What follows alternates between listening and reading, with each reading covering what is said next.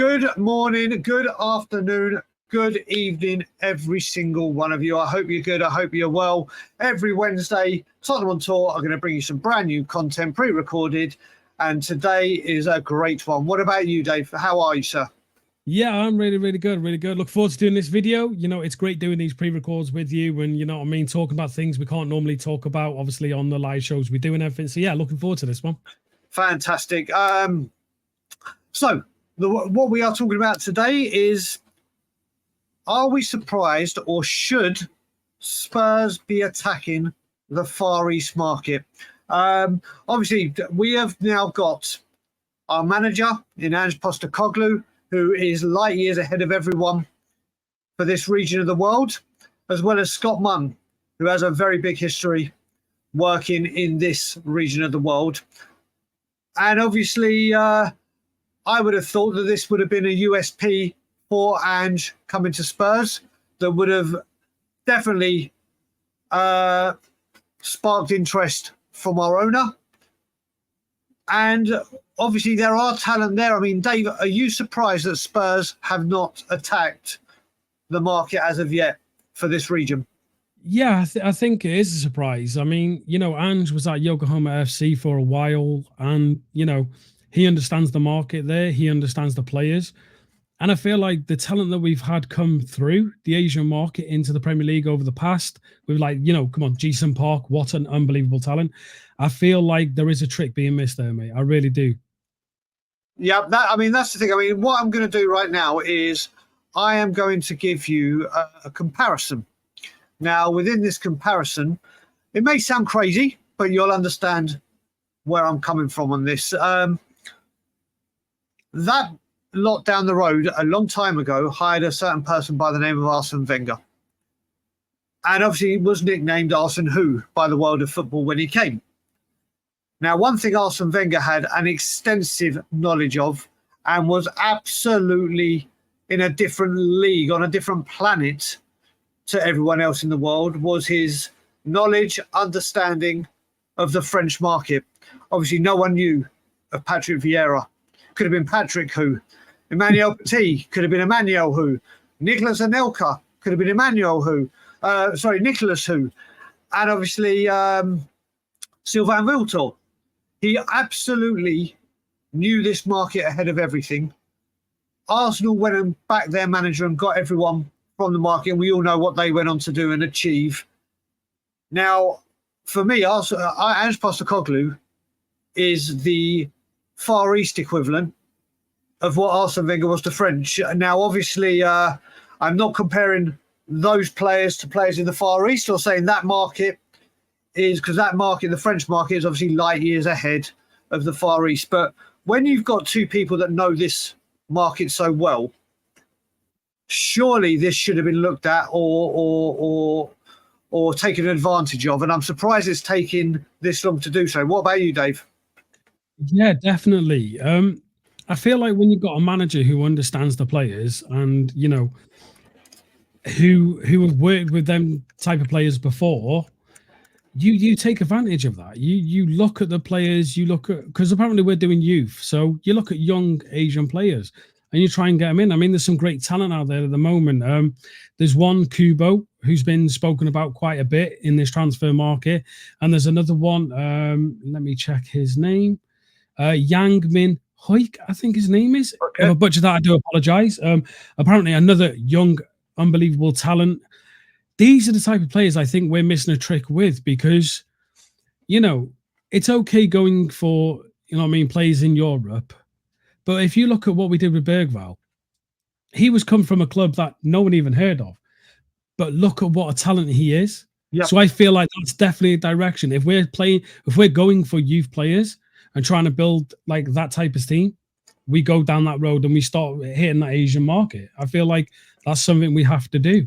And I agree with your comparison with Wenger, that obviously Wenger knew French players. He understood French players. He knows their culture. He knows what they're going to bring to his team. And I feel like, you know, that's the same thing. I think Ange, Munn know the Asian market. They know the Asian players. They know the culture. So, yeah, go down that route. Go try some of these players out. Couldn't agree with you more. Now, we look at it. Now, obviously, people will say that the pool that we will be swimming in the Far East market is a lot smaller than the French, the European, the South American market, where obviously a lot of talent is unearthed. So it's easier to spot them, easier to recognize them. Now, obviously, I can agree with that. But what that also does mean is that the pool we're swimming in is smaller, but that would mean that we should have the advantage. We should have the advantage. And it goes to show that when people do look in this neck of the woods, in the Far East, there are players that have had an impact on the Premier League. And I'm just going to list a few of them now to you, Dave, so, and to the people watching. Obviously, we have Endo, who's currently at Liverpool. Been a great addition for them in the defensive midfield area they needed to refresh. Obviously, you got a Wolves, Huang Hee-chan, who I think is a really, really good player, really troublemaking. Certainly caused us enough problems over the years. Then, obviously, you've got Mitoma at Brighton, who I would say is the standout one out of the players we're going to mention. And he has, but no one had a clue who he was. Heung-min Son, our very own, obviously the crown jewel. And then you got Tarahiko Tomiyasu down the road that we could have had. So the stars are there. It's just finding them, identifying and reaching them. And again, you would think that we are absolutely light years ahead of it. And it goes to show if you have the right people, which we have, looking at this area, that they can be unearthed and can have a huge impact, can't they, Dave? Yeah, they can. Like, you know, there's plenty of Asian players out there who are really, really talented. I mean, there was one, I know he didn't have the best season at Bayern, but I absolutely love him, and that's King Min Jae. Right? And then you look into the Prem. You know, there is an abundance of players that come from the Asian market and can bring such commitment to a team. Endo, you know what I mean? He's not a young player. Liverpool signed him. Everyone was like, why? He saved their midfield last season. He was fantastic. And he did so well. And it shows you what these type of players can do for your club, even in their older age. Sonny's coming up to what, 32 now, I think he is. Yeah. I will not drop him out of our team, because what he can bring to the club is something that, you know what I mean, a lot of other players at that age can't. And I really like Asian players. I really like what they bring to a team, how they present themselves as well. You know, that's what you want around your club. Someone who present themselves very well. So yeah. So there we go. I mean, we're looking at it right now, and it should be an area I think Tottenham Hotspur should attack. Surprised that we haven't. Yeah. And let's just hope that we do so. I mean, we have the players, we have the two quarterbacks in the market to know where to identify them. Let's just hope that we put it to good use. Well, Dave, that'll wrap up the show. So I just want to say thank you for doing this with me. Hold on. Yep. Oh, fair enough. Fair enough, mate. Fair enough. Tottenham Tears has just tweeted right now. Tottenham Hotspur are closing in on a deal to sign 2006 born winger Min Hui Yang from Gangwon FC. Agreement being completed, then medical test to follow, and that is from Fabrizio Romano. Mate, manna from heaven. Manna from heaven. The power of Tottenham on tour. Literally recording a video saying, should we attack the market in the Far East? And it's not even published and released, mate. And they've listened. Has he got cameras here? I don't know. He got even what? Is he got in our StreamYard somehow? I don't know. I mean, this is big news. Yeah, what a time to drop it. What a time. Let me just get some things quickly, because obviously we said we'd do this 15 minutes. Breaking news has happened. Yeah. Let's get him up. So stats.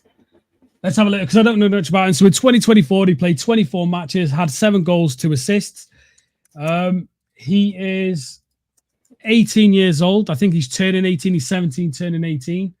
I'm waiting for things to load. Come on. Oh, I bet you everyone's doing this. So, yeah, he's played in the K-League. Obviously, he's apparently his position is right wing. Okay. He's 18 years old, Korean citizenship, caps, goals, 18 caps, 1 goal. He's South Korean. Okay. And let's have a look. He currently plays for Gangwon FC. Right wing, right footed. So it looks like he's going to be going on the right then, apparently. His two positions are, his main position is right wing. His other position is left wing, but his predominant position is right wing. There is talks, don't know whether he's going to be loaned straight back out or not, or if he's coming in, but I did see a report, someone stating that when this kind of like news broke about possibility, it's saying on here that apparently Tottenham are looking to keep him this season and not loan him out. Well, I mean, listen, could that be 45 million for Kulusevski and that becomes easier? There's so many twists and turns. There's so many twists and turns with this, but the main thing is Tottenham on tour speak about have we attacked the Far East Asian market, and Spurs go and attack it. So let's hope we put out some more videos. Let's attack the Crystal Palace market next. Tottenham Hotspur. Yes, Crystal Palace. Crystal Palace. Sporting, don't forget Sporting for Gyökeres. Yep. But yeah, listen, we wanted to do a video about attacking the Far East market, and manna from heaven has happened because we've done it. So listen, we'll wrap it up there. There will be more probably about this in Evening Brews. Dave, thank you for doing this with me, mate. It's been an absolute pleasure. Hey, can't believe that at the end, mate. Wow, can't believe that at the end. But yeah, it's been an absolute pleasure. I love talking about this, and even better ending, mate. Oh, completely. So, guys, I hope you like the video. We'll be back with Evening Brews. Like, comment, share, subscribe, and as always, Levy out.